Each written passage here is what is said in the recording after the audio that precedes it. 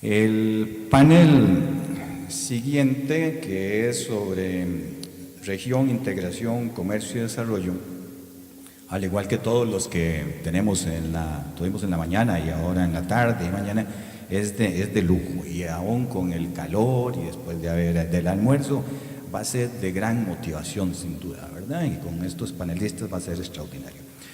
De manera que me permito presentarles aquí a mi izquierda a don Alberto Trejos. Don Alberto fue ministro de Comercio Exterior y además es profesor permanente en el INCAE. Aquí a mi izquierda, a mi otra izquierda un poco más, también está don Fidel Jaramillo, que es el representante del Banco Interamericano de Desarrollo, y a mi derecha está doña Ana Elena Badilla, que es representante de ONU Mujeres. Vamos a dar 15 minutos, un poquito muy flexible ahí, porque la propuesta es terminar a las 12 este panel, pero sabemos que tenemos 15 minutos de desfase aquí, entonces le damos la palabra sin más preámbulo a don Alberto. Muchas gracias, Carlos. Yo me imagino que todos ustedes, alguna profesora o profesor les dijo que tenían que venir, ¿verdad? Aparte de eso, el público son Lina, Oscar y Susan. Pero entonces tomando en cuenta de esto, viéndole las caras, me da la impresión de que parte de mi rol aquí es de historiador, ¿verdad? Porque ustedes no vivieron la crisis con mayúscula, ¿verdad? Y hoy les toca oír de ella, pero en referencia en el contexto del pleito electoral o gremial del día. Pues en Costa Rica hablamos de todo sobre la decisión de mañana, ¿verdad? Nuestra visión de las pirámides, de la conquista de América, etcétera, etcétera, es en función de qué vamos a hacer mañana. Entonces, creo que el punto de partida va a ser contarles un poco de cómo era la Costa Rica y la Centroamérica de la guerra y de la crisis. Yo lo puedo poner en términos muy personales. Yo tengo la impresión de que yo sin Oscar estaría muerto, de que muy posiblemente Costa Rica hubiera sido parte de esa guerra eventualmente, y yo era exactamente de la edad justa para terminar muerto en esa guerra, más que como ustedes se pueden imaginar viéndome yo posiblemente de soldado no sirvo, si no, no estaría en Costa Rica. Creo que tendríamos una emigración semejante a la que han tenido otras regiones en el mundo. La crisis también fue, si quiere, se puede medir de forma muy, muy humana. Además, para tal vez la manera más fácil de medirlo es que yo vi a la gente de mi generación bajar una clase. A los compañeros que eran de clase media alta se volvieron de clase media, a los que éramos de clase media nos volvimos de clase media baja. La pobreza subió de 35 a 65%. En 1984 la tasa de pobreza en este país era 65%. Hoy estamos con razón cabreadísimos porque no lo logramos bajar del 20%, pero acordémonos que era 65%. De mis 4 hermanos mayores, 2 lograron ir a la universidad y ambos empezaron a trabajar tarde, más para ganar experiencia que por otra cosa. Yo entré a la universidad con una empresilla informal con la que camaroneaba, trabajando desde el principio, y mis razones para trabajar no eran esas. Centroamérica y sobre todo Costa Rica serían hoy completamente diferentes de lo que hubieran sido. Y creo que el punto de partida debiera ser preguntarnos qué hubiera pasado sin los acuerdos de paz. Políticamente, ¿qué hubiera pasado si no hubiera habido una transición, no solo a la paz, sino que también a la democracia en los 3 países en guerra antes de la caída del muro de Berlín? Y si en vez de forzarse las 2 extremas, porque eran muy extremas en los 2 lados, en los 3 países, forzarse a dialogar y a crear una democracia limitada como es, lo que hubiéramos tenido hubiera sido que simplemente las dictaduras de entonces se hubieran podido declarar vencedoras. Porque después de 5, 10 o 20 años por los acuerdos de paz, es obvio cuál lado hubiera ganado. ¿Qué tan diferente sería esa Centroamérica? Aún si lo mismo no hubiera pasado en Costa Rica, que para mí es difícil de creer, si no hubiera pasado en Honduras, que sería prácticamente imposible de creer. ¿Qué hubiera pasado socialmente si la devastación humana de la guerra hubiera seguido? No solo en el número de gente muerta, ¿verdad? Estamos hablando de que en Guatemala murieron 500,000 de personas en esa guerra. En El Salvador 80,000. En Nicaragua 50,000. Bueno, ¿qué pasa si le metemos más años a esa guerra? Más recursos mundiales, porque esta era la sucursal caliente de la Guerra Fría. Los bandos que se estaban armando en el resto del mundo para una catombe nuclear, aquí era donde peleaban, no nuclearmente, pero aquí era donde peleaban. Así que más recursos para subir la apuesta hubiera habido. ¿Qué hubiera pasado económicamente si Costa Rica, Panamá y Honduras, condicionados por la proximidad de la guerra, no hubieran podido hacer los cambios que hicieron?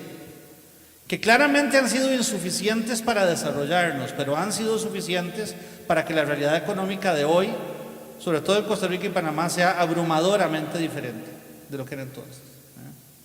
Y de eso voy a hablar con un poco más de detalle, ¿verdad?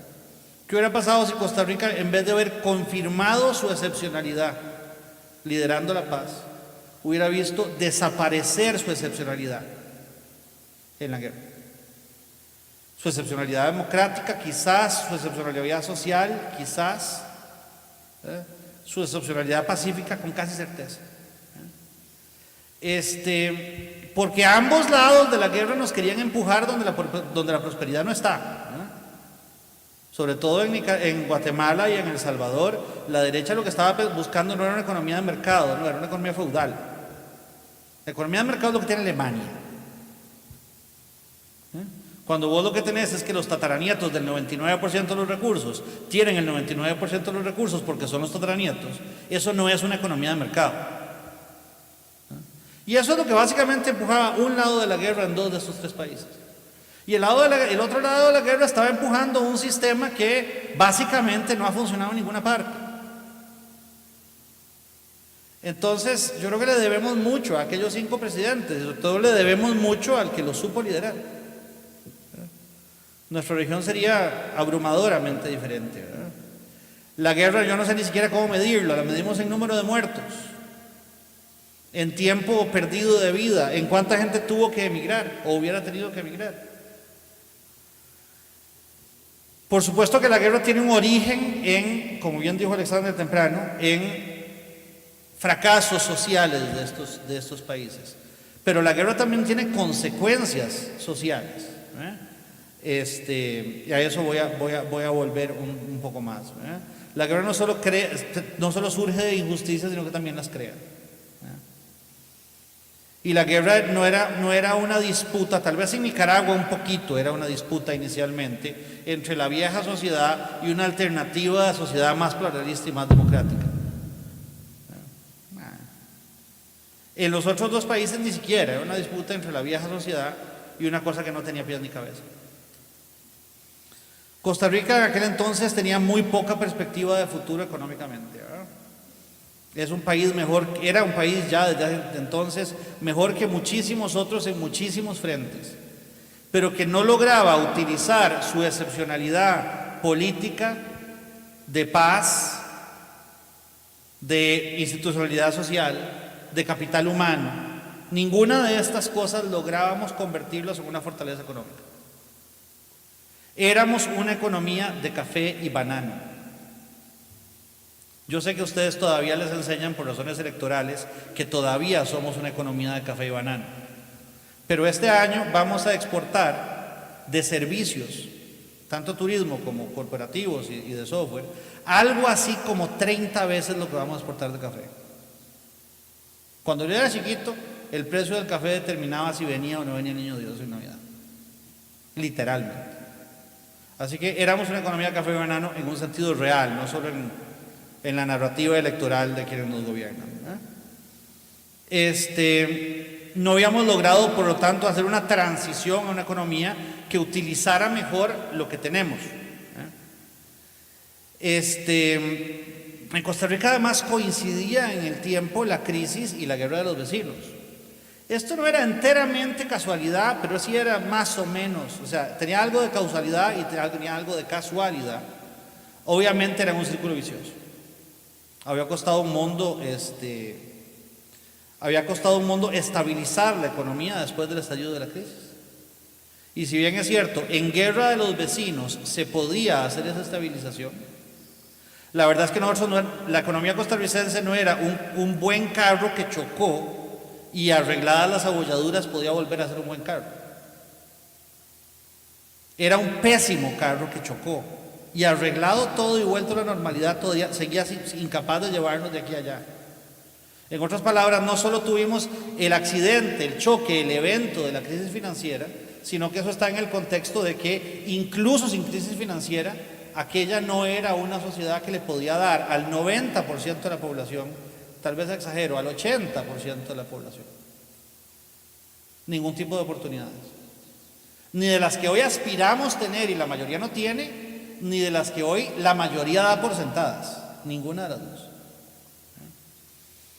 Y por eso es que me parece que lo más importante acá es que desde Costa Rica surgió la idea de que paz venía antes que desarrollo, de que ya estabilizada la economía después de la crisis, si queríamos dar los pasos en las demás áreas que había que dar, muchas de las cuales además creo que debemos reconocerle a Óscar un mérito importante. Ninguna de esas cosas tenía sentido en un contexto de guerra. Sea en el contexto de los vecinos están en guerra, que ya es un contexto bastante complicado, y muchísimo menos en un contexto de los vecinos están en guerra y nos meten en la guerra a nosotros. Y yo tengo suficientes amigos sandinistas como para saber que un par de veces discutieron si invadirnos, para disuadir atención o porque la presión venía muy grande desde acá. Ya no sabemos la historia. En Costa Rica, en la administración 82-86, dejó que uno de los bandos de la guerra peleara desde el territorio norte clandestinamente. Uno de los bandos de la elección del 86 estaba pensando abrirle el país al conflicto. Y pensar que nosotros no hubiéramos sido parte de ese conflicto hubiera sido, me parece, iluso. Hasta Eduardo Ulibarri, sentado aquí donde está sentado Fidel, ¿verdad?, tuvo que decir temprano que el plan de Esquipulas no era un plan de desarrollo, sino meramente, palabra que me llama la atención, de pacificación. Por supuesto que no es un plan de desarrollo. Casi siempre las cosas no son un plan de desarrollo. Hace poquito hubo una carretera en este país que no se hizo porque construir la carretera no era un plan de desarrollo para toda la zona. Una carretera nunca es un plan de desarrollo. La pregunta es si la carretera ayuda o no ayuda, sirve o no sirve, paga o no pasa el costo-beneficio. Y la pregunta entonces se vuelve, ¿pasa o no pasa el costo-beneficio, la paz? Absolutamente. El acuerdo de Esquipulas no era un compendio de todo lo que había que hacer para volver Centroamérica a Escandinavia. Uno, porque yo creo que nadie sabe poner completo ese compendio en el papel, pero aún si lo hubiera, porque 8 bandos en guerra y 2 bandos en paz no van a lograr hacer ese compendio. El plan de Esquipulas era un compendio de lo mínimo que se podía acordar, con concesiones importantes de los dos lados para que la paz fuera posible. Y en ese sentido me parece que es un milagro. Un milagro porque se firmó, un milagro porque la paz se hizo. Yo me hubiera reído al lado de ustedes si alguien me hubiera dicho: el FMLN va a ganar una elección libremente y va a gobernar en El Salvador. En 1986 fue la primera vez que yo tuve que ir a los 4 países vecinos por razones de trabajo. Y la realidad era parecida a la que ahora vive uno cuando va a lugares en conflicto, cuando uno va a lugares mucho más complicados, militarmente complicado. Era intimidante.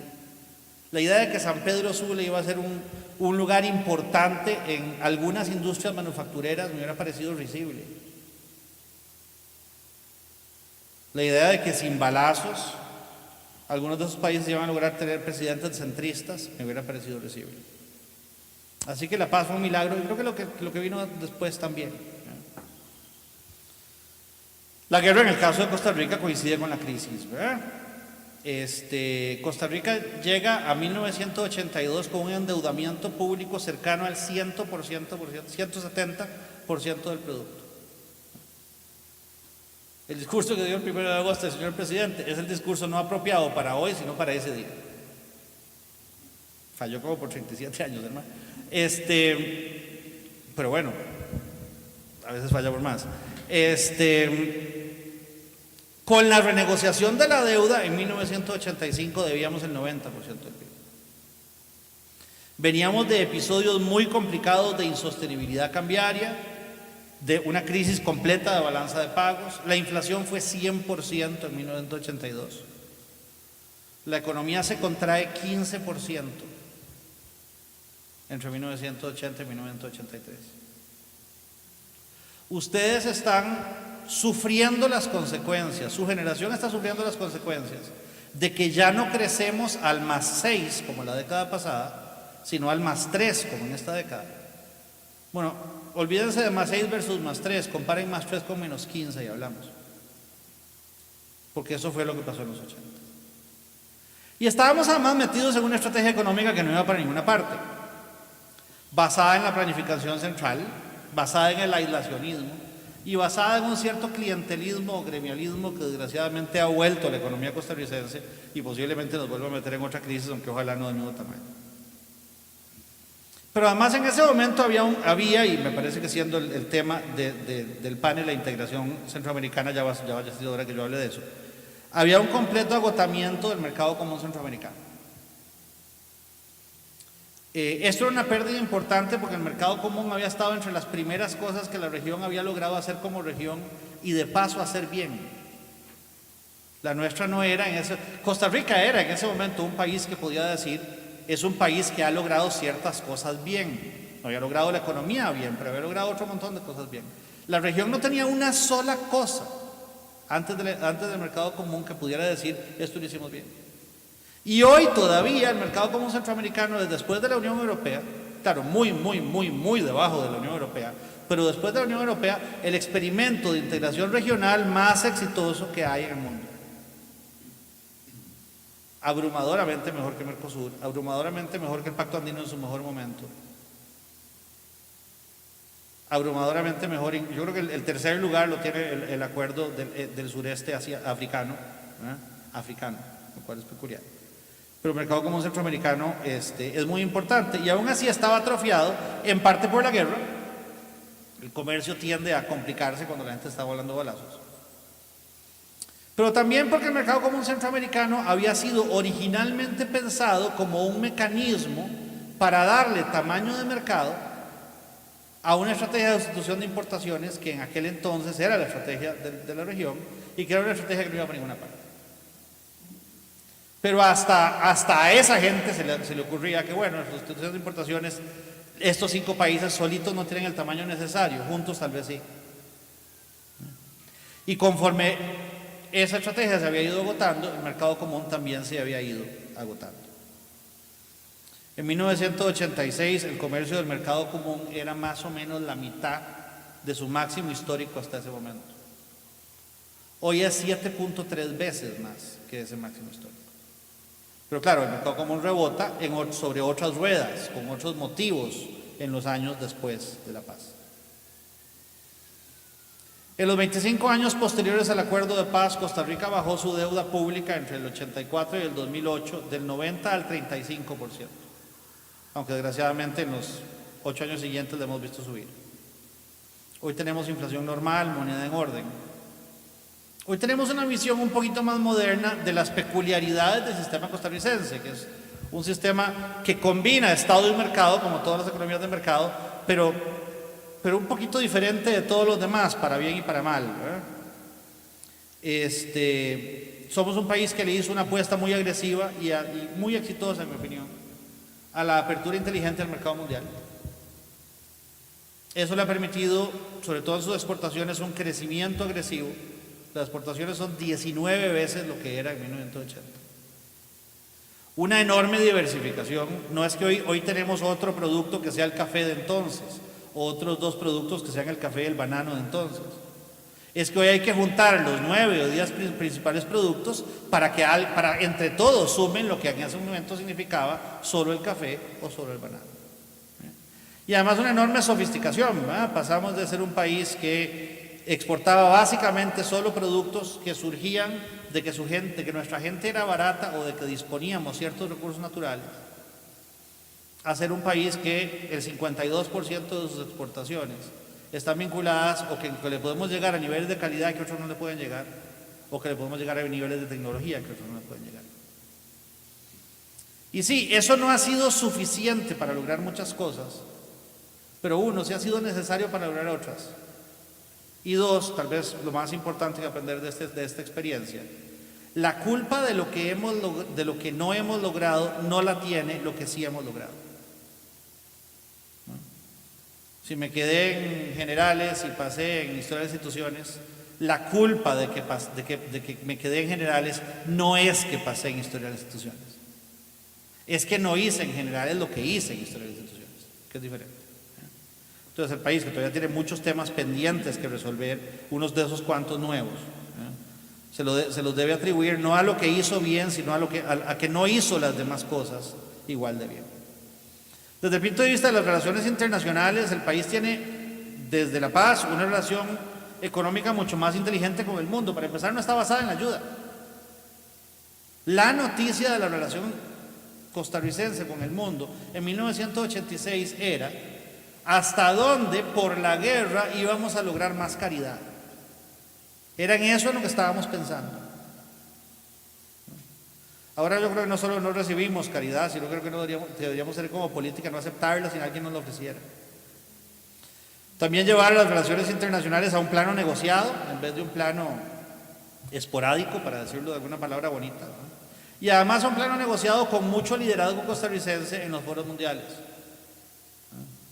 No es cualquier cosa ser el ministro de Costa Rica en OMC.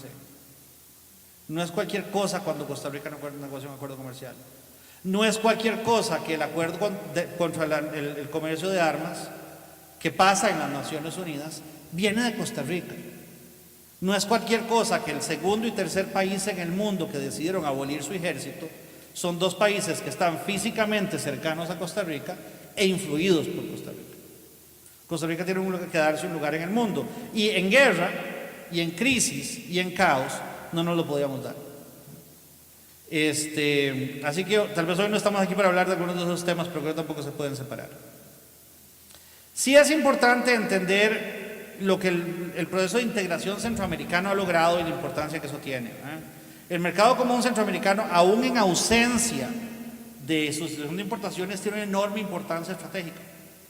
Es un mercado accesible, es un excelente primer mercado para las empresas de la región. Es un mercado de una cierta escala, que ha logrado además desarrollarse de una forma muy interesante. Si yo les vendo los ojos y los meto en un Walmart en el resto de Centroamérica, ustedes van a darse cuenta de dónde están, no viendo los productos, porque van a ser los mismos productos, van a darse cuenta viendo la moneda en la que vienen los precios. Porque van a encontrarse la misma leche Dos Pinos, el mismo yogur Nica, el mismo cereal guatemalteco, en la misma industria alimentaria costarricense por todos los poros, los mismos confites salvadoreños, exactamente los mismos. Es una integración en el sentido bastante cotidiana, no solo para las grandes cosas, sino para las pequeñas cosas. Y eventualmente puede llegar a ser una integración que nos permita complementarnos productivamente y no solamente ser mercados el uno del otro. Para eso nos falta, pero creo que eventualmente vamos a llegar. Entre otras cosas, el proceso de integración centroamericana tiene hoy solo un producto exceptuado, el azúcar. Tenemos un arancel común en el 96% de los productos, tenemos un montón de normativa en común. Es una de las integraciones más profundas del mundo, con las ventajas que eso nos da. ¿Le cumplimos en Costa Rica y en Centroamérica al optimismo de 1987? Por supuesto que sí, por supuesto que no. No estamos en guerra. No está en guerra Guatemala, no está en guerra El Salvador, no está en guerra Nicaragua. A esa guerra nunca se sumó Honduras, nunca se sumó Costa Rica. En ese sentido, Esquipula fue espectacular. Claro, en aquel entonces había mucha gente que pensaba, claro, con solo no estar en guerra ya lo hicimos, Scandinavia, here we come, y no. También había que hacer una labor interna que hicimos en parte y en parte no en Costa Rica, y que hicieron más no que sí los demás países. Y por lo tanto estamos mejor, pero no donde pensábamos que íbamos a estar en Costa Rica, y no mucho mejor en muchos sentidos en los demás países. Pero pensamos que los primeros 25 años de guerra en Guatemala mataron 500,000 de personas, por ahí anda otro 500,000 de personas más sus descendientes, consecuencia de que la guerra terminó hace más de 25 años y no que está todavía en marcha, Ahora, también tenemos fracasos importantes. Algunos de esos fracasos son hijos de que no implementamos bien los acuerdos. El acuerdo mejor implementado fue el de El Salvador. De hecho, llegó hasta el intercambio de poderes, ¿verdad? Hasta que había una alternabilidad, bueno, parcial, electoral, cosa que no era imaginable. El acuerdo Piola implementado, lástima, porque era el mejor y el más profundo, el de Guatemala. Entonces hoy los 3 países del norte tienen problemas no resueltos en parte porque no se cumplieron los acuerdos. También porque tenemos inequidad que viene de fuentes, en el caso de Costa Rica, diferentes a la inequidad de aquel entonces, con la cual no estamos sabiendo enfrentar, porque creemos que el problema de hoy se arregla con las medicinas de ayer, no dándonos cuenta que la enfermedad de hoy no es la enfermedad de ayer, y que la inequidad de hoy tiene características diferentes y requiere de políticas diferentes. Pero para eso hay que parar un toque a pensar en serio en la inequidad, ¿verdad? No en cómo uso la última estadística de inequidad para ganar la elección de mañana, sino en cómo arreglo el problema de la inequidad. Y eso es más ahuevado, porque hay que pensar, ¿verdad? Pero es mucho más importante.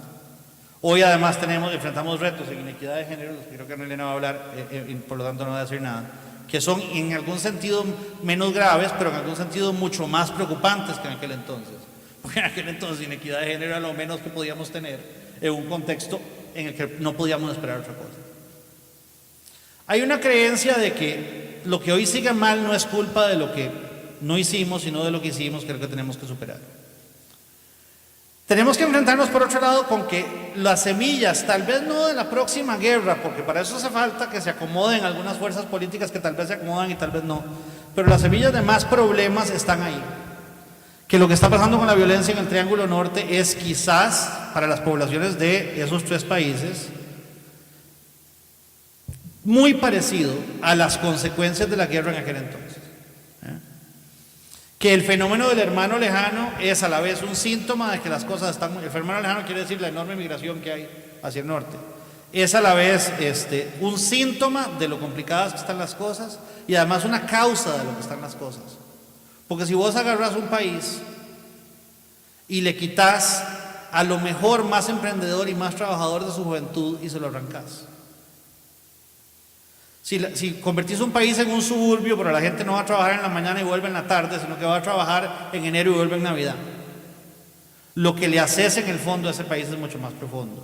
Lo que pasó en el negocio de la droga, que involucró en el negocio al istmo entero, y ahí cada vez más vemos a Costa Rica metido.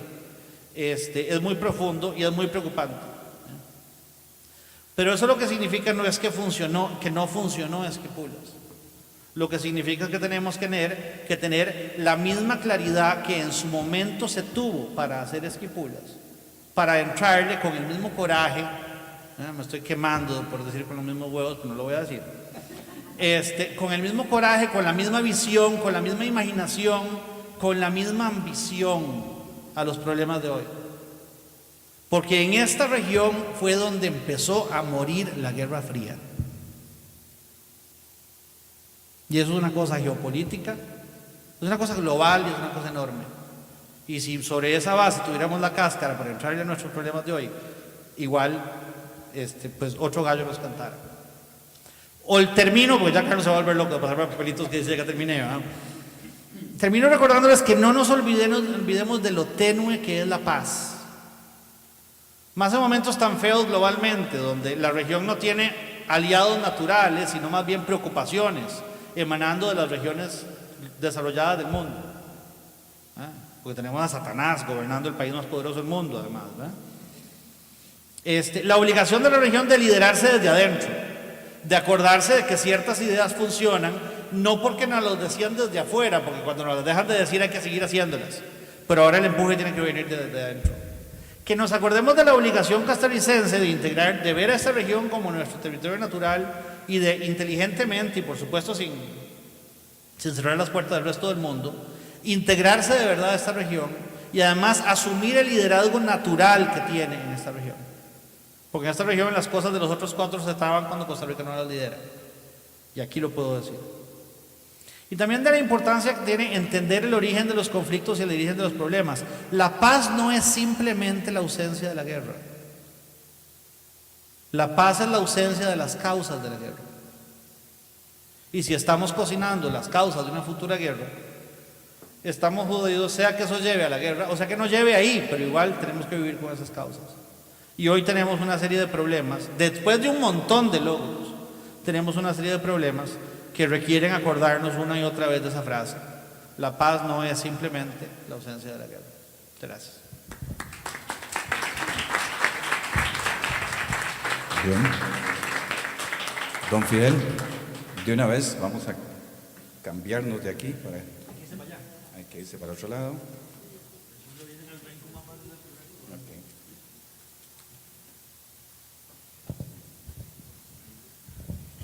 Bueno, muchísimas gracias. Primero un agradecimiento al SICAP y a la Fundación Arias por esta invitación, especialmente a participar en un panel titulado Integración, Comercio y Desarrollo, en un contexto de proceso de paz, a 30 años de la firma de los acuerdos de paz. Y temas de integración, desarrollo y comercio están en el ADN de la razón de ser del Banco Interamericano de Desarrollo. De hecho, la integración regional y el desarrollo sostenible han sido dos pilares del trabajo del banco durante estas casi 6 décadas. Así que muy honrado, un privilegio participar en este evento. Un saludo especial a don Oscar y a todos los aquí presentes. Quisiera empezar con una proposición un poco provocativa. Creo que frente a un desazón que existe en la región sobre la situación económica, política, la corrupción y también un escepticismo respecto a los procesos de integración regional, no solo en Centroamérica, vean lo que pasó en Europa con Brexit, etcétera. Quisiera proponer 2 temas. El primero, que es el título de esta presentación, que es precisamente más integración para consolidar la paz. Y en segundo lugar quisiera proponer o cuestionar ese desazón y ese lugar común que suelen decirse todo tiempo pasado fue mejor, y cuestionarlo. Y creo que Alberto, con los datos y con su narrativa, me ayudó a cuestionarlo definitivamente. Pero presidente Arias citó a Tagore en varios pasajes de su presentación esta mañana. Yo quisiera ayudarme con la participación de otro gran filósofo, que es Mafalda. Ella dice que no es cierto que todo tiempo pasado fue mejor. Lo que pasaba era que los que estaban peor todavía no se habían dado cuenta. Y 30 años de la paz, esos que estaban peor probablemente estén muertos, como decía Alberto. Así que sin duda, no todo tiempo pasado fue mejor. 30 años después de la firma de los acuerdos de paz, estamos cosechando muchos de los frutos. Pero también quiero dejar sentado que mucho de lo que ha sucedido en estas 3 décadas y que muestran signos de mejora y que ya Alberto los anticipó, no son exclusivamente atribuibles al proceso de paz. Ahí hay un problema de atribución o de causalidad, si quieren. Pero aquí me gustaría repetir algo que lo he escuchado en numerosas ocasiones. Que dicen, la paz no es todo, pero sin paz no hay nada. Déjenme repetirlo, la paz no es todo, pero sin paz no hay nada. En definitiva, y como vamos a repetir más adelante, la paz crea las condiciones para llegar a mejores estadios de desarrollo, pero por supuesto no es ninguna garantía. Repasemos algunos de los logros de la región. El ingreso per cápita en los 5 países que estuvieron en este proceso de firma de paz han crecido significativamente. Costa Rica pasó de 7.800 a más de 15.400, alrededor del 100% incremento. Después tenemos a Salvador y Guatemala, que aumentaron alrededor de un 50%, e incluso países de menor ingreso relativo como Nicaragua y Honduras aumentaron en alrededor de un 30%. Obviamente algunos países hicieron un avance mayor. La expectativa de vida de los países de la región en todos los casos se ha incrementado, superior a los 77 años en el caso de Costa Rica y alrededor de 70 en los demás países. Y la mortalidad infantil se ha reducido significativamente y está convirgiendo a los niveles de Costa Rica, que siempre lideró en indicadores de salud y educación. La matrícula escolar a nivel secundario, la tasa bruta, por eso ven que incluso excede el 100%.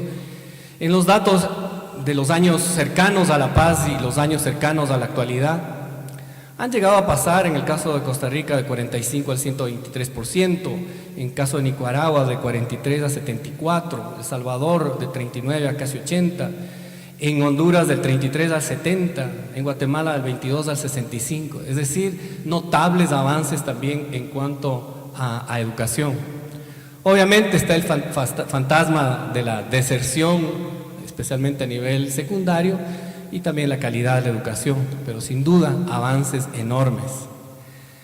La pobreza bajó en estos 30 años, pero sigue golpeando a millones de centroamericanos. En Costa Rica ya lo mencionó también anteriormente, está alrededor en el último dato, inclusive por debajo de 21, aunque sigue extremadamente alta en países como Guatemala y Honduras, cercanas al 60%. Como ven, la paz es una condición necesaria, pero no suficiente para alcanzar el desarrollo y el bienestar. Esto yo creo que queda claro de las discusiones de esta mañana y el inicio de la tarde. Uno de los temas que nos convoca es discutir sobre qué pasó en temas de integración después del proceso de paz. Y la integración avanzó con luces y sombras.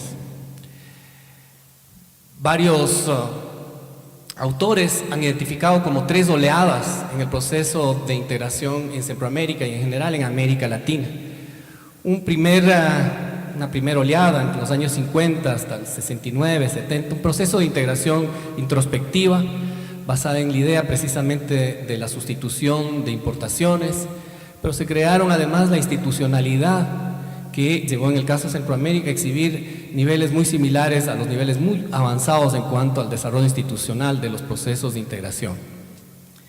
Esto acabó inclusive con conflictos bélicos, la guerra del fútbol, etc.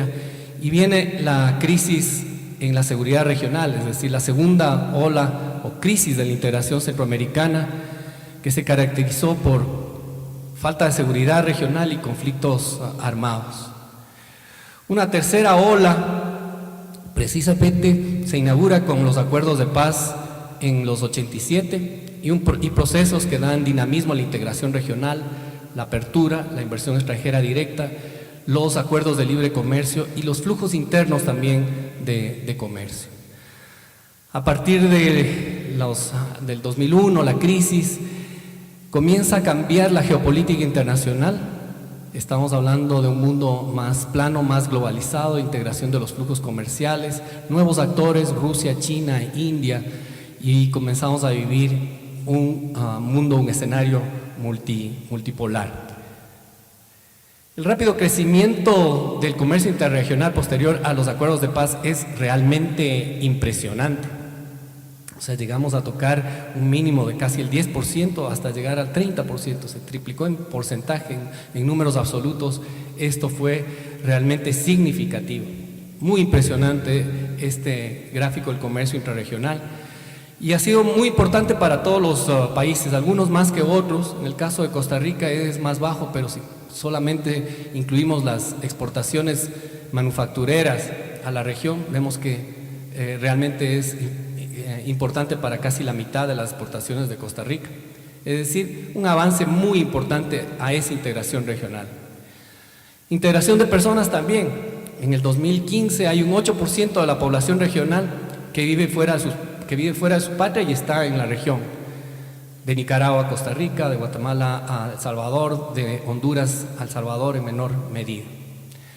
Y algo que ustedes lo ven de manera anecdótica es la inversión extranjera directa y franquicias de la región por todo lado. Hay muchas en el sector de franquicias nuevas, algunas antiguas, sector financiero, sector manufacturero. El BID está ahí, pero es de logo, no es una franquicia todavía. Ahí abajo. Y hay avances en otros frentes en cuanto a la integración. La integración del mercado eléctrico regional, por ejemplo, ha sido un proceso que le ha tomado a la región estas 3 décadas, o más de 20 años en todo caso.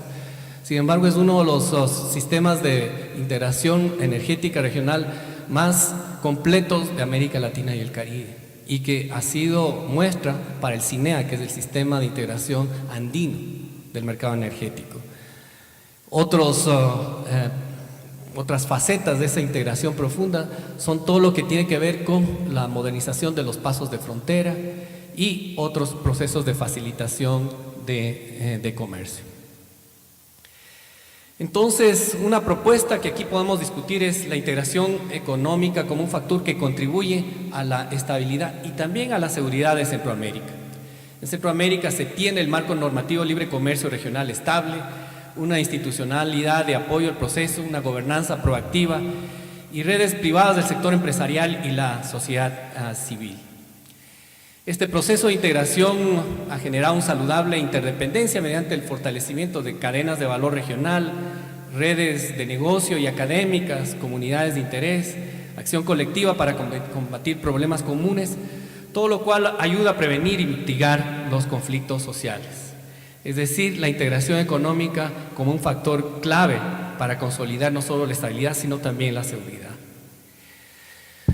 En esta última parte quisiéramos conversar, discutir sobre cuáles son los desafíos hacia adelante. Un tema fundamental tiene que ver con la competitividad de los países y de la región vista en un todo.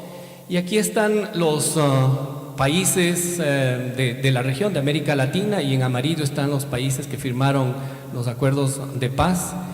Y vemos que en general ocupan posiciones muy bajas en cuanto al ranking del Foro Económico Mundial en cuanto a competitividad.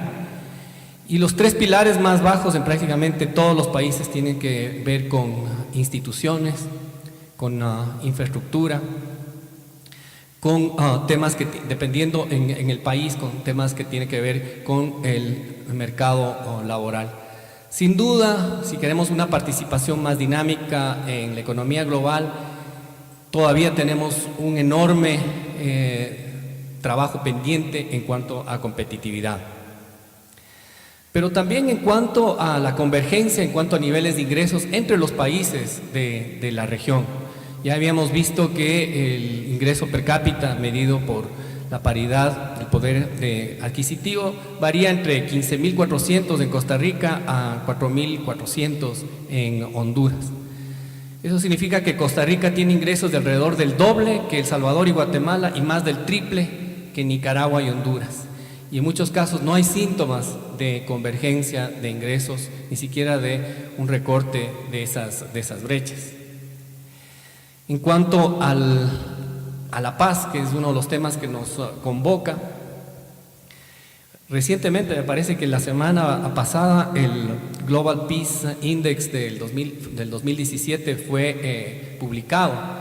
Y ahí vemos, por un lado, aparece Costa Rica, en la posición 34 de 165 países, me parece, y Nicaragua, en una posición intermedia de 74. Y tenemos luego a los países del llamado Triángulo Norte, Honduras, El Salvador, Guatemala, con posiciones superiores al 100, 106, 115, 117. Es decir que 30 años después, para muchos países, por un tema absolutamente diferente, pero a nivel de percepciones y de calificaciones en cuanto al estado de la paz, siguen en posiciones casi similares a las anteriores a las de hace 30 años. Y nos preguntamos si la violencia y la inseguridad es la nueva amenaza para la paz. Y esta mañana ya se presentaron los costos sociales del crimen en la subregión y los costos privados del crimen. Y en Centroamérica, obviamente, está muy por encima de América Latina, el Caribe y otras regiones del mundo. Es, de hecho, una de las más altas. Y algo que también llama mucho la atención es que después de 3 décadas de consolidar los procesos formales de la democracia, existe insatisfacción de la democracia con los resultados de la democracia. Algunos de estos datos ya se presentaron, fue la foto, es decir, qué es lo que está pasando a nivel del 2016. Yo aquí les quiero presentar un poco la película, cómo ha venido evolucionando esa satisfacción con la democracia. Desde los datos más antiguos que encontré en el Latino Barómetro, y en prácticamente todos los países, no solo es bajo, sino que ha venido reduciendo, lo cual es paradójico, realmente un desafío de cómo legitimar no la democracia formal, sino sus resultados que realmente sean percibidos como un factor que resuelva los problemas de los ciudadanos. Pero en todos los países está rondando por alrededor del 40%, incluso en Guatemala por debajo del 35%. Entonces, ¿cuál puede ser la clave para enfrentar estos desafíos? Y don Oscar nos recordaba cuáles fueron como los pilares de los acuerdos de paz, y era una trinidad basada en paz, democracia y desarrollo. En este triángulo, para un poco acomodar el tema de este panel sobre integración, nos parece que paz y democracia pueden ser uno de los pilares además indisolubles, desarrollo e integración, en una suerte de integración o una trinidad virtuosa. Nos preguntamos, ¿puede haber integración y desarrollo sin paz? Y creo que la respuesta va a ser un no rotundo. Nos preguntamos, ¿puede haber integración y paz sin desarrollo? Y nos parece que la respuesta también es un no rotundo, ¿no? Puede haber integración, pero sin desarrollo. Son las causas estructurales que nos decían los anteriores panelistas. Pero una pregunta un poco más desafiante es, ¿puede haber paz y desarrollo sin integración? Yo creo que hay muchas tendencias que dirían sí, creo que eso puede explicar el Brexit, por ejemplo, o tendencias aislacionistas que dicen, no, vamos a tratar de matar nuestros propios tigres internamente, nos matamos nuestras pulgas internamente y que los vecinos se arreglen por su propia cuenta. Y la propuesta, y no solamente porque vengo del BID, que es una institución que cree firmemente en la integración, sino porque personalmente estoy convencido, es que la integración puede ser un gran catalizador de los otros dos pilares de esta trinidad virtuosa. ¿Y por qué? Porque pensamos que muchas de las amenazas o los desafíos son desafíos transnacionales, son desafíos globales, que no pueden ser enfocados desde una óptica meramente nacional. Por tanto, nos parece fundamental integrar a esa trinidad el tema de la integración como un factor fundamental. Pero aquí nosotros sí queremos también tener una perspectiva bastante más pragmática. También Alexander esta mañana nos dijo que él veía como una muy mala noticia que el proceso de integración no tenga una visión única, que hayan diferencias en las visiones ideológicas entre varios países, entre cómo ven los países de la región al mundo y los procesos de integración. Alexander dijo que quería provocar el debate, pero se fue, así que no podemos discutir con él. Pero yo me quisiera aventurar a decirle que estoy bastante en desacuerdo con esa visión o esa versión. No creo que es una mala noticia que los países tengan visiones diferentes. Es más, si para garantizar la integración regional teníamos que garantizar a su vez visiones comunes, visiones homogéneas, entonces creo que estaríamos bastante perdidos. Creo que la virtud de procesos de integración es ver cómo de manera pragmática integramos esas visiones dentro de una perspectiva mucho más práctica. ¿Qué es lo que podemos hacer con lo que tenemos? Y ese es probablemente lo que podría llamarse uno de los elementos críticos de la cuarta ola de integración para fortalecer la paz y el desarrollo. Una integración pragmática basada en temas, si no podemos avanzar en la unión aduanera, no podemos avanzar en aspectos mucho más ambiciosos de la integración política, económica del país, sigamos adelante, por ejemplo, en la integración, en la facilitación del comercio, modernicemos esos puestos fronterizos que son realmente vergonzosos y una amenaza a la competitividad del comercio regional. Sigamos adelante en concretar acuerdos de infraestructura regional con una visión multipaís. Sigamos fortaleciendo mecanismos como el mercado energético regional. Un segundo espacio de trabajo conjunto, inclusive desde visiones diferentes, puede ser la profundización y coordinación de políticas de inversiones públicas en temas de competitividad y crecimiento, en temas de erradicación de la pobreza y, cómo no, temas de adaptación y mitigación de los efectos del cambio climático.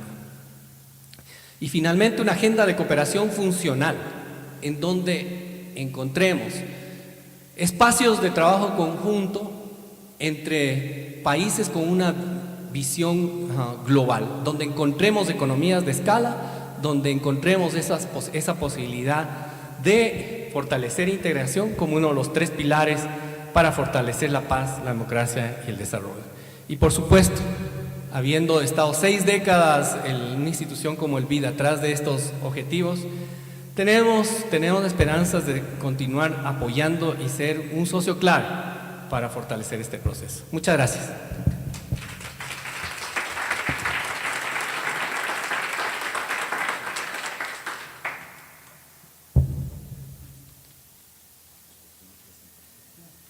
Bien, le damos la palabra entonces a doña Irene. Muchas gracias, muy buenas tardes y muchas gracias a la Fundación Arias por la invitación a participar en este panel. Es un gusto estar aquí y reflexionar un poco desde una perspectiva un poco diferente. ¿Qué significó para las mujeres la firma de los acuerdos de Esquipulas? ¿Y cuál es la situación de las mujeres hoy en día en Centroamérica? Sí, yo creo que hemos tenido hasta ahora un panorama un análisis bastante amplio de la situación, el contexto que generó los acuerdos de Esquipulas y la situación que tenemos hoy en Centroamérica. ¿Cómo ha afectado todo esto a las mujeres particularmente? Y antes de referirme a eso directamente, quiero contarles algo. En el año 2000, el Consejo de Seguridad de las Naciones Unidas adoptó una resolución, que es la resolución 1325, que se conoce como la resolución sobre mujeres, paz y seguridad. Y en esta resolución, el Consejo de Seguridad lo que dice, lo que reconoce más bien, es que las mujeres juegan un rol central en la constitución y el mantenimiento de la paz, así como en la necesidad de prevenir, proteger y resarcir a las mujeres y niñas víctimas de los conflictos armados. En el marco internacional que regula y da respuesta a los conflictos armados y a las situaciones de posconflicto, esta resolución, la 1325, constituyó un hito histórico en el reconocimiento, defensa y promoción de los derechos de las mujeres. Antes de la 1325, adoptada en el 2000, en el periodo más o menos del 90 al 2000, en esa década, de acuerdo a una investigación que se ha realizado sobre los acuerdos de paz que ha habido en diferentes partes del mundo, se encontró que solo un 11% de los acuerdos de paz firmados incluían alguna referencia a las mujeres. En América Latina, por ejemplo, particularmente en Centroamérica, que es lo que hemos estado analizando, en el caso de Guatemala, los acuerdos de paz de Guatemala contienen 28 compromisos específicos para avanzar en los derechos de las mujeres. Los acuerdos de Guatemala, por ejemplo, reconocieron la existencia de la exclusión de las mujeres, el racismo, que particularmente afecta a mujeres y hombres, pero muy particularmente a mujeres, y la discriminación contra las mujeres indígenas, y reafirma sus derechos individuales y colectivos. Sin embargo, desde la adopción de la resolución 1325, este tipo de referencias a las mujeres en los acuerdos de paz se ha venido incrementando en estos años, desde el 2000 hasta ahora, y ahora el dato es que se incrementó hasta un 27%. O sea, hoy en día hay más claridad, ¿verdad? De alguna manera la resolución 1325 llamó la atención sobre la importancia de incorporar a las mujeres en los acuerdos, cosa que antes no lo habíamos visto con esa claridad. ¿Qué rol jugaron las mujeres en los procesos de paz, sobre todo en Guatemala y en El Salvador, que es donde más los tenemos documentados, ya con los acuerdos nacionales?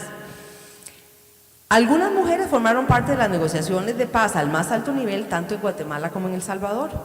Sin embargo, a pesar de que ellas estuvieron en las mesas de negociaciones, el enfoque de género recibió muy poca atención y había muy poco compromiso en los actores políticos en ese momento de incorporar y reconocer a las mujeres. En el caso de El Salvador es donde es más claro, hubo mujeres presentes en todos los ámbitos del conflicto, como guerrilleras, como colaboradoras en las zonas controladas por la guerrilla, como refugiadas y retornadas, obviamente. Muchas mujeres incluso no pertenecientes al FMLN también ocuparon espacios como voluntarias de la Cruz Roja o en otras organizaciones desarrollando diferentes labores de tipo social, incluso religiosas, monjas que en conventos refugiaron familias, niños y niñas. Incluso algunas participaron en la firma de los acuerdos de paz. En el caso de El Salvador tenemos a Nidia Díaz, que probablemente solo los mayores en esta sala la conocemos o la recordamos. Probablemente muchos de ustedes no conocen a Nidia Díaz, pero fue una mujer emblemática y hoy día una dirigente guerrillera muy importante en El Salvador, y hoy día es parlamentaria. Hoy en día es diputada de la Asamblea Legislativa en El Salvador. También a Ana Guadalupe Martínez y Lorena Peña, que fue otra dirigente guerrillera, que actualmente es vicepresidenta de la Asamblea Legislativa y fue presidenta de la Asamblea Legislativa en el periodo anterior. Sin embargo, estas mismas mujeres, que fueron las que estuvieron más involucradas en los procesos de negociación, tienen también sus preocupaciones. Nidia Díaz ha dicho, por ejemplo, y ella estaba a cargo de los programas de tierra dentro del FMLN en ese momento de los procesos de negociación. Ella dice que aunque la exclusión de las excombatientes no era expresada de manera oficial, se daba en la realidad, ¿verdad? Y ella dice que uno de los principales problemas que se experimentó en el proceso de reinserción de las excombatientes en la vida civil fueron las concepciones sexistas o machistas, podríamos decir, que predominaban en general en las fuerzas políticas del país, incluido el FMLN. Y esto es muy interesante porque las mismas mujeres han dicho claramente, muchas de ellas aspiraban a que con la Avenida de la Paz en los países los problemas de las mujeres se iban a resolver como que automáticamente, y era claro que el desafío iba mucho más allá y no había ninguna solución automática. Los acuerdos de paz, como ya bien aquí se ha establecido, fueron un acuerdo político que requería de un seguimiento para su implementación y que probablemente hoy requieren, no sé, si en El Salvador surgió el año pasado la idea de la firma de un acuerdo de segunda generación. Ellos les estaban hablando de la necesidad de firmar un acuerdo de segunda generación, que era un acuerdo fundamentalmente económico, porque la firma de los acuerdos, en el caso de El Salvador específicamente hace 25 años, trajo la paz que era necesaria. Pero, como también aquí ya se ha señalado, persisten estructuras económicas que siguen manteniendo a grandes sectores en condiciones de pobreza y que no permiten avanzar en la sociedad salvadoreña. Entonces se habló de la necesidad de un acuerdo de segunda generación que fundamentalmente era un acuerdo económico. Y sin embargo, no se logró el acuerdo político necesario para llegar a negociar ese acuerdo económico. Y les cuento muy rápidamente, como un paréntesis, que el gobierno de El Salvador pidió a finales del año pasado al secretario general de las Naciones Unidas que envía un enviado especial para promover el diálogo entre los diferentes sectores políticos. Y de hecho, el secretario general envió al embajador Benito Andión, que probablemente algunos de aquí lo conocen, el embajador mexicano, muy conocedor de la situación de El Salvador, estuvo durante 6 meses buscando un acercamiento entre los partidos políticos para generar este diálogo que llegara que arribara a un segundo acuerdo, y fue imposible.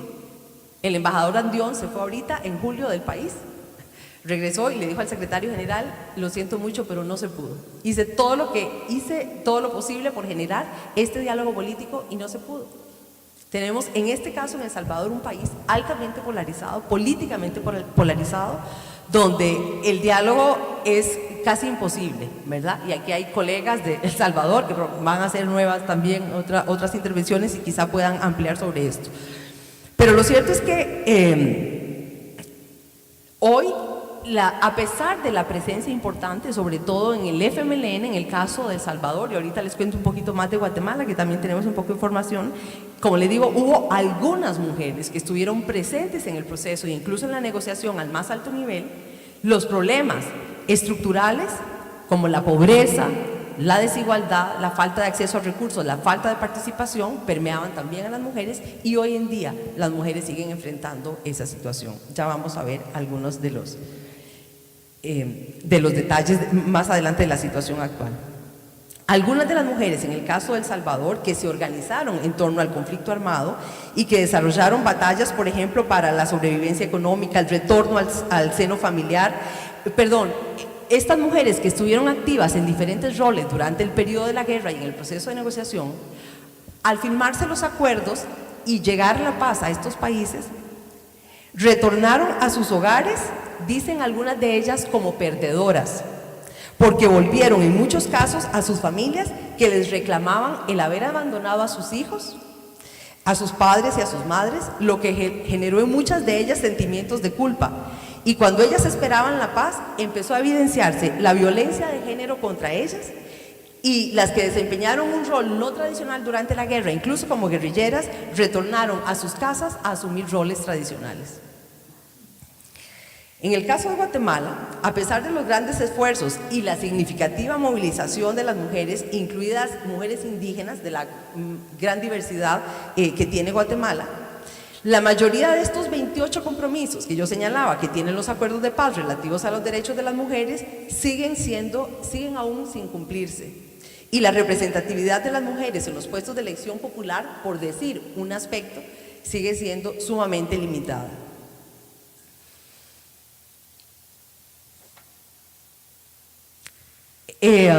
La experiencia de Guatemala en general, voy a resumir porque tenía un poco más que no voy a referirme a eso. La experiencia de Guatemala muestra, en el mejor de los escenarios, que la inclusión de las mujeres en la formulación y el diseño de los acuerdos de paz y la integración de una dimensión de género en los mismos no garantiza que se consiga una mayor igualdad real, ¿verdad? Como creían las mujeres en ese momento, que al firmarse la paz ya todo el problema iba a estar resuelto. Los acuerdos de paz sensibles al género requieren de defensores activos que puedan incidir para asegurar la implementación de las disposiciones que reconocen las necesidades específicas de las mujeres. Y en el caso de Guatemala, en la negociación principal, las partes no mostraron mucho interés en implementar los acuerdos o eran sumamente débiles para lograr que estos realmente se implementaran. Las debilidades institucionales que mostraba esta sociedad fueron un factor decisivo que incidió en la implementación limitada de los acuerdos, como también aquí ya se ha señalado para el caso de Guatemala. Los aportes de las mujeres en las negociaciones de paz, como en el caso de Guatemala, forman parte importante de la conciencia mundial sobre la imprescindible participación de las mujeres en la resolución de los conflictos y en la consolidación de la paz. Estas experiencias fueron claves, justamente tanto la de Guatemala como la de El Salvador, para la adopción de la resolución 1325 en las Naciones Unidas. Entonces, ¿qué podemos decir? Que a pesar de que en sí mismo la incorporación de los aspectos de género o las necesidades de las mujeres en los acuerdos fueron limitadas, tuvieron un impacto muy importante a nivel mundial al llamar la atención sobre la importancia de que las mujeres fueran incorporadas también en los procesos de paz. Y hoy hemos visto en Colombia que hubo una situación totalmente diferente. En la negociación de los acuerdos de paz, el año pasado en Colombia hubo un acuerdo específico sobre género. Y ahí hubo todo un desarrollo que fue justamente uno de los temas más polémicos en la negociación de la paz el año pasado en Guatemala. Y que generó muchísima oposición, el acuerdo de género, porque hubo una serie de malas interpretaciones en torno a la extensión y el contenido del mismo acuerdo de género. Pero el tema de género logró un protagonismo mucho más importante y la participación de las mujeres fue mucho más importante en la negociación de la paz recientemente en Guatemala. Ahora, ¿cuál es la situación de las mujeres a 30 años de los acuerdos de Esquipulas? ¿Cuál es la situación de las mujeres hoy en día en Centroamérica y muy especialmente en Guatemala y en El Salvador?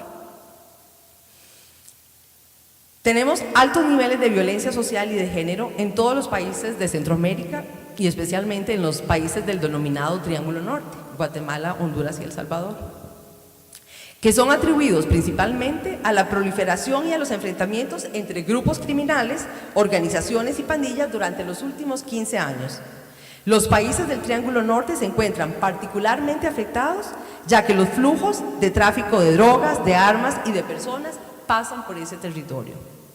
Entonces hoy no tenemos la violencia que teníamos hace 30 años, no teníamos la situación de conflicto que teníamos hace 30 años, pero tenemos una situación de inseguridad y de violencia también que está afectando a las mujeres.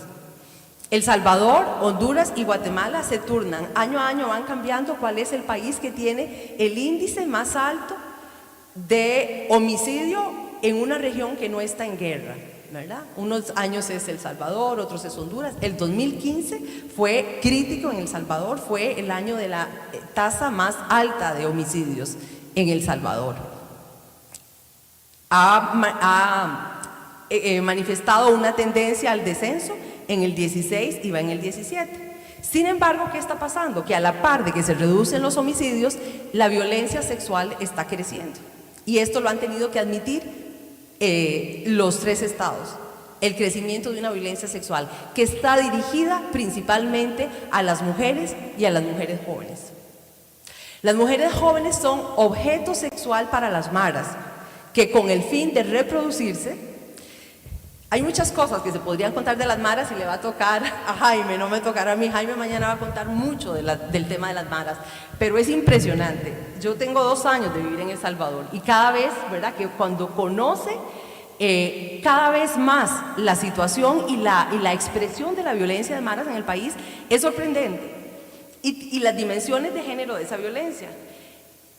Los mareros mueren a edades muy tempranas, justamente porque se trata de una guerra entre maras, ¿verdad?, entre pandillas. Entonces ellos mueren a edad muy temprana, ellos saben que mueren jóvenes. Entonces necesitan estar renovando su fuerza, ¿verdad?, su población. Entonces embarazan a las mujeres jóvenes, violan a las mujeres jóvenes y piden a las mujeres jóvenes. Entonces muchísimas familias tienen que o ceder a sus hijas jóvenes para las maras o tienen que ver cómo buscan para movilizarse dentro del país, desplazarse o migrar a otros países para poder proteger a sus hijas. Entonces, imagínense la tasa de embarazo adolescente en el país, sumamente alta. El matrimonio infantil. Y dichosamente hay una buena noticia que me encanta poderla compartir ahora y en todo el Triángulo Norte. Por una feliz coincidencia, en este mes de agosto se logró que los parlamentos de los 3 países del Triángulo Norte eliminaran una excepción que tenía la disposición legal que establece que la edad mínima para el matrimonio son los 18 años. Sin embargo, los 3 países tenían una excepción que permitía el matrimonio antes de los 18. ¿Y qué es lo que estaba pasando? Particularmente, más aún en el caso de El Salvador, que es el que conozco mucho más, que los hombres que estaban violando a esas niñas utilizaban esta disposición para evadir la cárcel. Entonces violaban a las niñas y venían a decir, no, pero es que yo me quiero casar con ella. Y el juez se lo permitía. Y se casaban con niñas de 12, 13, 14 o 15 años. Y con este portillo lograban evadir la cárcel, ¿verdad? Y bueno, además, no me voy a extender con el tema del matrimonio infantil porque es otro tema, pero ya están muy estudiadas las consecuencias negativas que tiene el matrimonio infantil sobre las niñas, que las expone a mayores situaciones de violencia y las coloca en situaciones de vulnerabilidad. Entonces tenemos hoy a mujeres que enfrentan, yo diría, 3 desafíos importantes. La violencia, que ya he mencionado, y no solo el femicidio, porque también son los 3 países que tienen las tasas más altas de femicidio en la región, sino la violencia sexual, que como les decía está afectando especialmente a las mujeres más jóvenes y a las niñas incluso. Tenemos embarazos de niñas en los 3 países, bueno, incluido Costa Rica también, lamentablemente, niñas de 10 años, 11 o 12 años embarazadas. Pero tenemos también una muy débil inserción de las mujeres en la economía de los países, que ya de por sí presenta todos los problemas que ya mis colegas analizaron bastante bien y que ellos son los especialistas en el tema, pero tenemos mujeres con muy pocas oportunidades para insertarse en la economía del país. Tenemos 3 países con una economía muy informalizada, en donde las mujeres casi que la única opción que tienen es el microemprendimiento, ¿verdad?, o las empresas informales que no tienen la capacidad de llegar a formalizarse y poder salir adelante. Son muy pocas las que lo logran. Entonces tenemos mujeres en condiciones, en el caso de El Salvador particularmente, las mujeres son más del 50%, las mujeres constituyen el 53%, más del 40% están insertas en la economía, pero en general en condiciones de desventaja, o en condiciones de informalidad o en condiciones de desigualdad, con bajos salarios y con menores garantías laborales que las que tienen los hombres. Y por último, tenemos mujeres con muy poca participación en toma de decisiones. Costa Rica ha dado un salto importantísimo. Tenemos ahora en Costa Rica la paridad en el sistema electoral. Tenemos por otro lado El Salvador, que tiene una cuota del 30% de participación de las mujeres que apenas se implementó en el último proceso electoral, mientras que Costa Rica llevaba con una cuota de 40% ya no recuerdo ni cuándo empezamos con la cuota del 40% aquí, pero ya mucho más tiempo tenemos de tener la cuota del 40%, y que fue una de las luchas con la ley de igualdad real que se impulsó en el primer gobierno de don Oscar justamente. Y hoy tenemos todavía mujeres con muy débil participación, no solo en el ámbito político, sino en general en la toma de decisiones. Entonces, hay desafíos importantes todavía. Si la región está mal, ¿verdad? En general, desde esta perspectiva, si podemos decir que hoy estamos enfrentando estos desafíos de la alta inseguridad que hay en la región, las mujeres, puedo decirles, son unas de las que más difícil lo están haciendo, ¿verdad? Porque se suma la múltiple discriminación y exclusión de las mujeres con bajos niveles de educación, mujeres que están mal insertas en la economía y que son objeto de la violencia. Y en el caso de las mujeres más jóvenes sabemos que esto significa la salida del sistema escolar de las mujeres, de muchas de estas mujeres jóvenes, que además son madres, y que lo que va a pasar es un círculo de pobreza que va a seguir reproduciendo esta pobreza, ¿verdad? Si la niña madre tuvo dificultades para insertarse en la sociedad, más aún es muy probablemente que la va a tener sus hijos, y este círculo se va a seguir reproduciendo. ¿Qué necesitamos hoy para poder salir de esta situación? Se han intentado muchas medidas, no falta legislación, pero aquí yo creo que la legislación es, como han dicho los colegas, la paz no lo resuelve todo, pero sin la paz no podemos tampoco avanzar, necesitamos la paz. Igual pasa con las leyes, ¿verdad? Las leyes, sabemos, no resuelven todos los problemas, pero también necesitamos la ley como un instrumento que nos ayude a resolver los problemas. Casi toda la región centroamericana tiene una amplia legislación sobre igualdad. Hemos avanzado formalmente en el reconocimiento de los derechos de las mujeres legalmente, pero hay un gran vacío en la implementación de esa legislación. Tenemos que avanzar en hacer realidad las disposiciones que se han establecido en las leyes. Tenemos que mejorar la protección de las mujeres y las niñas contra la violencia, tanto la violencia social como la violencia de género. Tenemos que abrir más oportunidades para la inserción de las mujeres en la economía y para insertarlas en mejores condiciones dentro de esa economía, y necesitamos ampliar los mecanismos de participación para que las mujeres, que son el 50% o más de la población centroamericana, puedan participar en la toma de decisiones y en el diseño de la sociedad que queremos, y que todos estos desafíos que hoy tenemos los podamos enfrentar juntos, mujeres y hombres, para salir adelante. Sin la participación de las mujeres no lo vamos a lograr. Si se hace difícil salir de la situación, de los desafíos que hoy enfrentamos, menos aún los vamos a lograr si no incorporamos a las mujeres, que son el 50% de la población. Necesitamos incorporar su mirada, su visión y sus aportes, que también han dado muestras de estar interesadas en construir también esta sociedad de paz que queremos en Centroamérica. Muchas gracias. Bien, tenemos algunas preguntas que han formulado y vamos a dar paso mejor a las preguntas y no hacer un resumen de los panelistas. Yo creo que es más provechoso.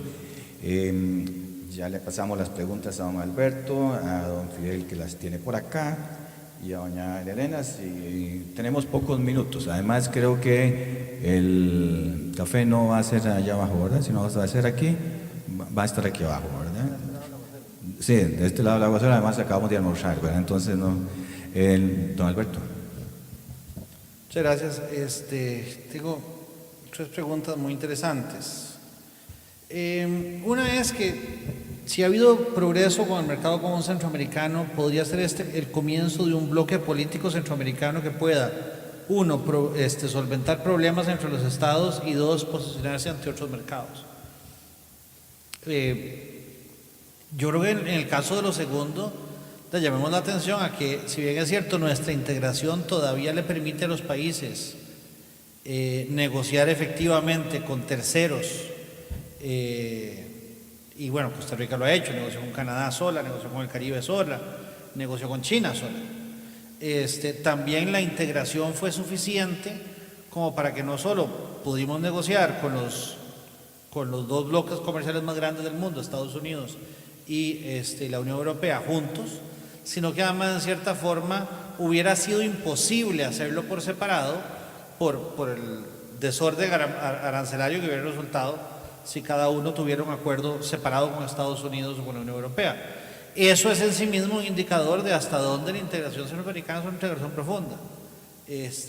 Somos, aparte de la Unión Europea, la única región del mundo que puede generar esto. Ahora, en cuanto a conflictos entre los países, bueno, ahí están los macroconflictos y los microconflictos. Le permite a la región estar más vacunada contra conflictos grandes, agresivos, quizá violentos entre países, porque tiene mucho comercio entre estos mismos países, por supuesto que sí. Cada vez que por alguna tontera nos peleamos, las sociedades desde sus adentros tienen muchas personas que se ven afectadas por el hecho de que la relación con el país vecino es una relación con el que me vende, con el que me compra, con el que trabajo, con el que voy, con el que vengo. Y eso ayuda a que los gobiernos tengan razones internas para querer bajar la intensidad de los conflictos. Y eso es una cosa que hemos visto en el pasado. Desgraciadamente, por otro lado, y ahí es donde yo siento que está la principal debilidad del mercado común en este momento, es que hay un montón de microconflictos de esos que se notan en la práctica, que se notan en la cancha, pero que son tantos que de verdad cuestan mucho a la región, asociados con pequeñas disputas arancelarias casi nunca, aduaneras por aquí, sanitarias por allá, casi siempre son sanitarias, a menudo son fitosanitarias, de inocuidad, etcétera. Y la región hace 12 años lo que está haciendo es implementando, cada vez un poquito mejor, pero implementando los mismos acuerdos que tenían hace entonces. El crecimiento natural que la normativa centroamericana debió haber tenido desde entonces, más o menos se paralizó, porque hoy a los gobiernos les es mucho, para empezar, les es mucho más difícil para empezar a amarrarse los zapatos, ¿verdad? Pero les es mucho más difícil dialogar entre ellos de una forma constructiva en temas económicos y sobre todo en temas comerciales. Y ahí es una cosa que tenemos que volver. Hay una segunda pregunta que es la ayuda armamentista que recibe Nicaragua de parte de Rusia como una amenaza para los demás países centroamericanos y si esto afecta a la economía de la región. A mí me parece que en este momento que los países centroamericanos todavía crean que necesitan ejército, ya me parece preocupante. Yo entiendo por qué tiene ejército Israel. Creo entender por qué tiene ejército Estados Unidos. Pero ¿para qué demonios le sirve el ejército a este conjunto de países pequeños que no tienen con qué enfrentar militarmente y si tienen milicia no tienen cómo enfrentar diplomáticamente a países más grandes y que realmente no tienen conflictos de fondo entre sí? Y a mí, por supuesto que entiendo que el trasfondo de la ayuda militar de Rusia a Nicaragua o de las otras que vemos en la región, porque no es el único ejemplo, no es armas pensando que van a ser utilizadas, pero creo que su presencia sí es dañina para la región. Y creo que en la medida en que algunos países mantengan más alto su presupuesto militar, porque los vecinos tienen pertrechos militares de uno u otro tipo, eso tiene sin duda un efecto económico. Fidel mostraba los números, la diferencia de números entre Costa Rica y el resto de la región. Obviamente hay muchas más razones que simplemente el hecho de que nosotros no tenemos ejército, pero me parece que esa razón, si bien es cierto, no explica el 100% de la diferencia, tampoco explica el 0% de la diferencia, ¿verdad? Hay un punto intermedio de una diferencia muy grande. Voy a pasarles a mis compañeros y después vuelvo a la última pregunta, que es la más larga. No sé por dónde empiezo. Una de las preguntas que me hacen me da la oportunidad de referirme a un tema que tenía en el papel y que omití en la presentación, pero son los Objetivos de Desarrollo Sostenible, la nueva Agenda de Desarrollo Sostenible. Ustedes saben que en septiembre del 2015 los estados de las Naciones Unidas firmaron la nueva Agenda de Desarrollo Sostenible. Hay un objetivo específico, el objetivo número 5, que es el objetivo sobre igualdad de género y empoderamiento de las mujeres. Ese objetivo tiene varias metas y entre ellas es la eliminación de todas las formas de violencia contra las mujeres y de discriminación, incluidos las prácticas nocivas como la mutilación genital, el matrimonio infantil y otras más. Es fundamental, digamos, los estados se han comprometido fuertemente con la Agenda de Desarrollo Sostenible. Recién en julio de este año hubo la primera, en la Asamblea hubo una sesión especial donde los países presentaron, voluntariamente algunos países presentaron su primer informe de avance del cumplimiento de los Objetivos de Desarrollo Sostenible. Pero además, digamos, las mujeres deben estar presentes a lo largo de los 17 objetivos y particularmente el 16 también, que es el que tiene que ver con acceso a justicia, con paz y demás, que es clave. Entonces, ciertamente es muy importante incorporar a las mujeres también en todos los programas que los países desarrollan para la implementación de la Agenda de Desarrollo Sostenible. Es necesario garantizar la participación de las mujeres. Y otra de las preguntas es muy interesante, porque alguien pregunta qué habría pasado si las mujeres hubieran tenido una participación decisiva en la firma de los acuerdos de paz hace 30 años. ¿Habría sido mejor la situación hoy en día? Déjenme decirles una cosa muy interesante. El año pasado se hizo un estudio para analizar la implementación de la resolución 1325 y una de las cosas que se encontró es que la participación de las mujeres, según el estudio, aumenta en un 20% la probabilidad de que un acuerdo de paz dure por lo menos 2 años y en un 35% la probabilidad de que un acuerdo de paz dure 15 años. O sea, de acuerdo a ese hallazgo de esa investigación que se hizo el año pasado, o sea, entre más mujeres participen y haya mejor representación de mujeres, la sostenibilidad de los acuerdos en general, no solo de los acuerdos específicos sobre género, sino de los acuerdos en general, tiene mayores probabilidades de sostenibilidad. Entonces yo diría, siguiendo el hallazgo de ese estudio, podría decir, sí, probablemente habría habido una mejor situación. Sin embargo, los desafíos son muy fuertes, ¿verdad? Y como aquí bien se dijo, si no se resuelven los problemas estructurales que causaron la guerra hace 30 años, y todavía hoy persisten problemas estructurales no resueltos, los problemas, ¿verdad?, siguen surgiendo. Dichosamente no tenemos el conflicto, logramos el acuerdo político, pero necesitamos resolver estos problemas estructurales para evitar que surjan nuevas manifestaciones de conflicto también en la región. Gracias. Una pregunta referida a los tratados de libre comercio, si son una verdadera solución para el avance de la economía de la región, como por ejemplo el TLC con Estados Unidos. Bueno, este es un viejo debate, creo que además en el caso de Costa Rica fue muy álgido, y además tenemos aquí a expertos protagonistas ahí de lo que sucedió en esa discusión.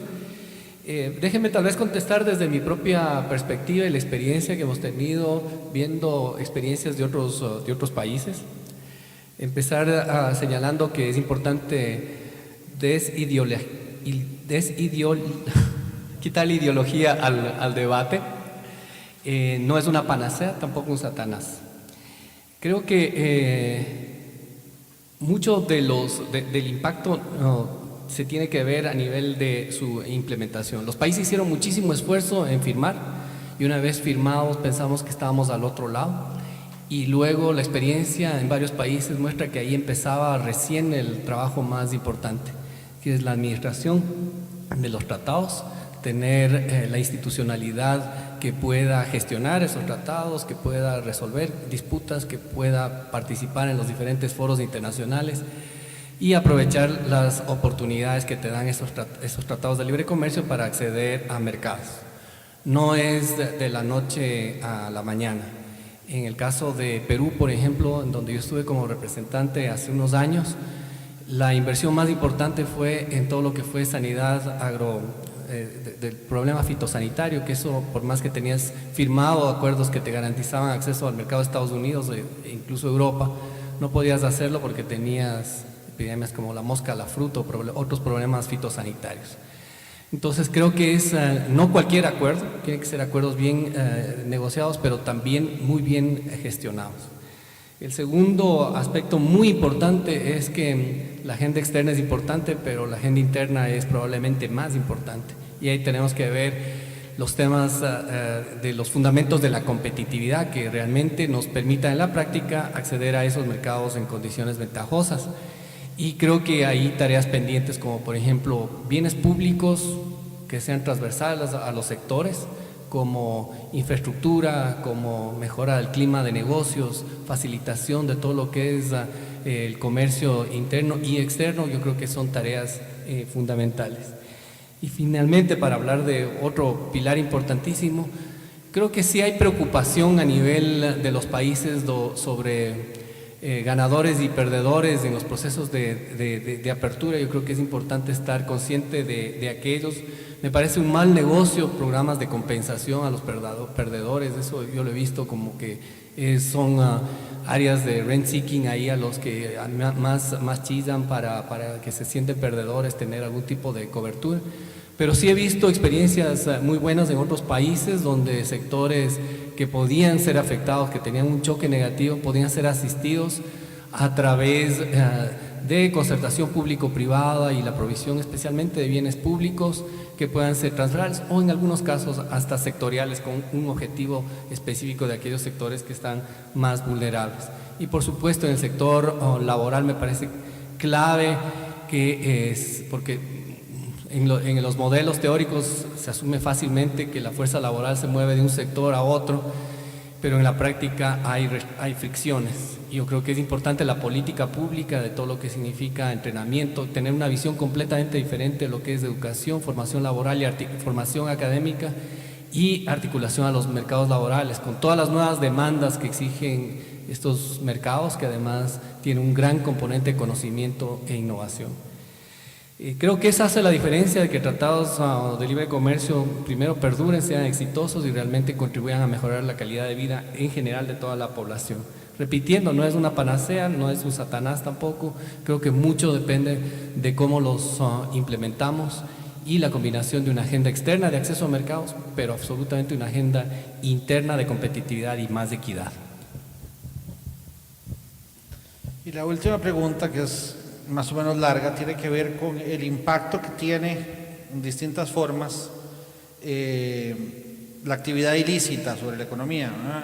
El lavado de dinero, los flujos financieros ilícitos, el lavado vinculado con el comercio, etcétera, ¿no?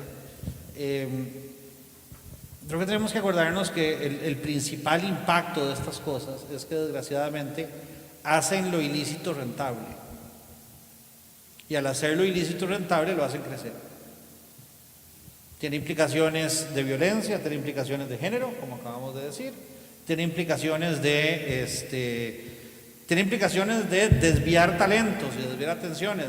Si la ilegalidad es ilícita, más gente, perdón, si la ilegalidad es rentable, más gente va a querer estar en la ilegalidad.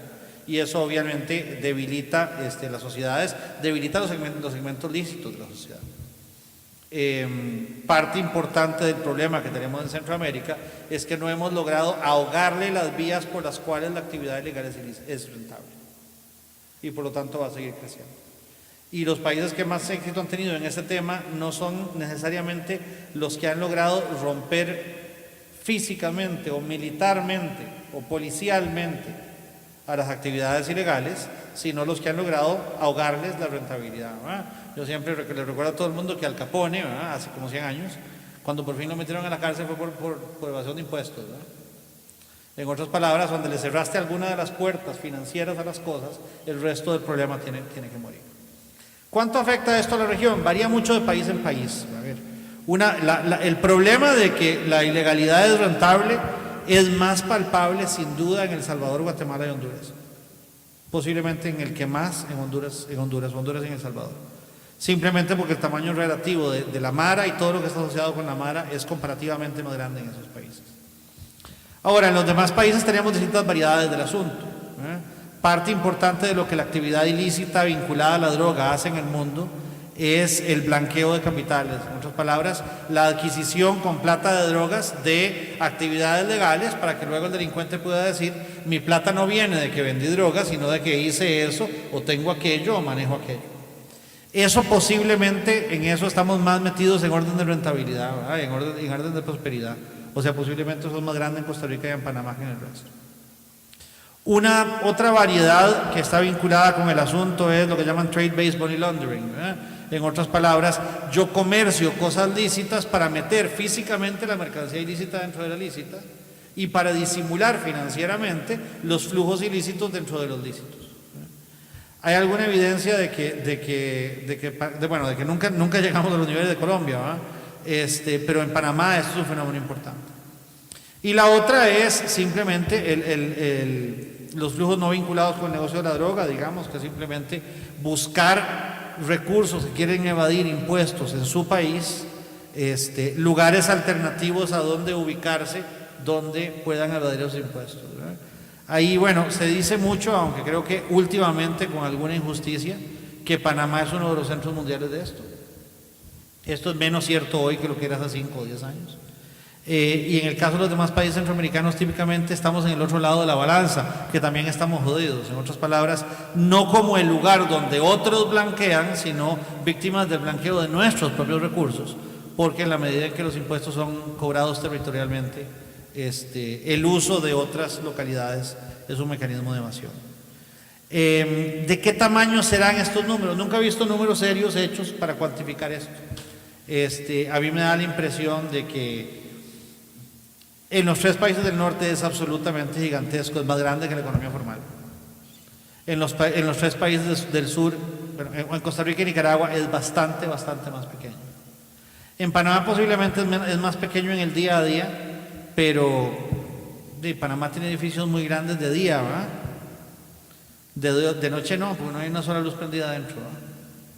Y la única explicación que este economista tiene de por qué alguien va a hacer un edificio más, a donde aparentemente nunca se vendieron los apartamentos de los primeros 50, es que hay una actividad de este tipo detrás de la compra, ¿verdad? Entonces en el caso de Panamá es un poquito más complicado. La pregunta termina con cuál sería nuestro tipo de cambio si no hubiera este tipo de cosas. Costa Rica tiene tantas anomalías en este momento en su manejo cambiario. Estamos tan lejos del tipo de cambio que debiéramos tener, aún si nada más tomamos en cuenta lo lícito. Yo creo que nosotros deberíamos estar tocando los 700, no los 600, ¿verdad? Simplemente tuviéramos un manejo inteligente de lo lícito. Lo ilícito, ¿cuánto bajará más el tipo de cambio? Muy difícil saber.